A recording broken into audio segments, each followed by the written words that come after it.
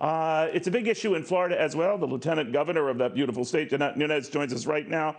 Governor, very good to have you. How are things going there right now? I know there are a good many school districts that are trying to balance out virtual with in-person classes, parents that are worried when there are spikes about how they juggle that. Sort of handicap how things are looking there right now. Sure. Thank you, Neil, for the opportunity to be on your show today. It's great to talk about Florida and all the wonderful progress that we're making. As it relates to schools, what we've seen in the past week and a half is that more than 25 school districts are opening. Obviously, that is something that we've been monitoring very closely. We want to make sure, under Governor DeSantis' leadership, that parents have options, and that includes virtual if they so choose to keep their students at home. You know, I'm a mom of three. My youngest will be starting high school this year, and I understand it's a challenge. It's a challenge not only for the parents, for the students, but also for the teachers. But I'm happy to report that in all the districts that we've opened, we've had an inordinate amount of parents that have chose to send their children back to school. And we've also had almost 100% teacher turnout in many of those school districts. So while I recognize that it's going to continue to be a challenge, especially in those counties most impacted, we're going to get through it. And I'm confident that parents will make the right choice for their students.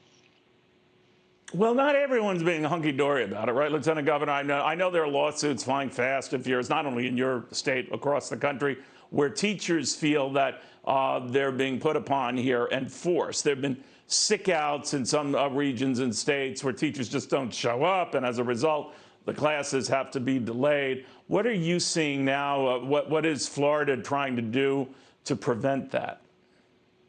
Sure, and I think Governor DeSantis has been very clear. For teachers that have health conditions, that have risks at home, he wants to make sure that they have options too. The options aren't just for the parents and the students. We want to make sure that teachers have the options as well. For example, in Miami-Dade County, where the largest number of cases in the state of Florida is, you have, obviously the school district has said they're going to start virtually.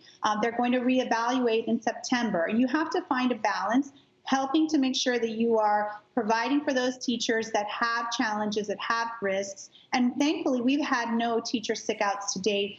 You referenced the lawsuit. That's obviously going through mediation. We hope to have some finality within the next couple of days. And again, we're really focused on the students, the parents, the teachers, the whole continuum of care for education, making sure that everyone has access to high quality education, which Florida is known for.